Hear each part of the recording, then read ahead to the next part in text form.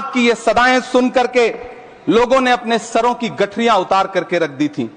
आज उसी दिल्ली में मौजूद देश की संसद में एक बिल आया है जो हमसे उसी जामा मस्जिद की सीढ़ियों के सबूत मांगेगा, जो उन्हीं सीढ़ियों के पास अपनी कब्र में सोए हुए मौलाना आजाद को फिर से कब्र से सदा देनी पड़ेगी कि ये जो कब्र है वो मेरी कब्र है, ये किसी सरकार की जागीर नहीं है।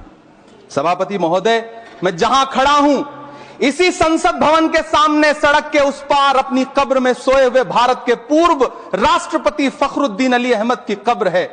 शायद अब उस कब्र से भी सदाएं आए कि ये कब्र मेरी कब्र है, ये सरकार की जागीर नहीं है।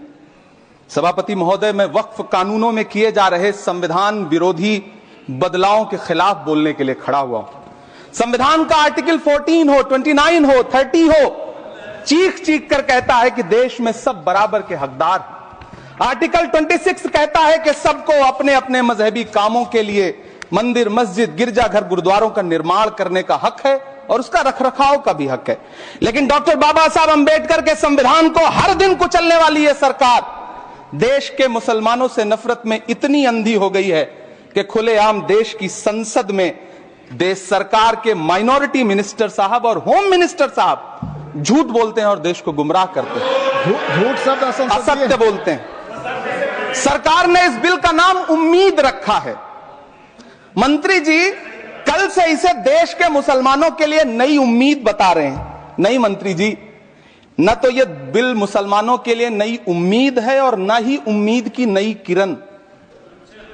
सभापति महोदय, भाजपा ने पूरे देश में वक्फ के नाम पर कई सारे झूठ फैलाए हैं।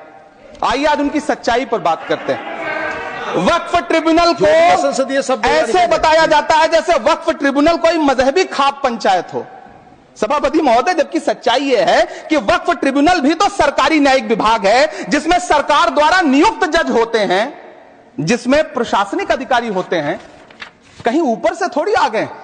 सभापति महोदय, देश के गृह मंत्री जी ने इसी सदन में कहा कि वक्फ ट्रिब्यूनल के फैसले के खिलाफ कोई कोर्ट नहीं जा सकता, जबकि सच यह है कि वक्फ एक्ट 1995 की धारा 83(9) के तहत हाई कोर्ट वक्फ ट्रिब्यूनल के फैसले की न सिर्फ समीक्षा कर सकता है बल्कि उसे बदल भी सकता है। सच तो यह है कि वक्फ बोर्ड खुद अपनी जमीनों के लिए कई सारी कोर्ट में मुकदमे लड़ रहा है। सभापति महोदय, दिल्ली की जिन 123 संपत्तियों को लेकर कल माइनॉरिटी मिनिस्टर, होम मिनिस्टर साहब और अभी आदरणीय नेता सदन बात कर रहे थे, आइए उनकी सच्चाइयों पे भी बात करते हैं। 1911 में जब अंग्रेजी हुकूमत ने कोलकाता के बजाय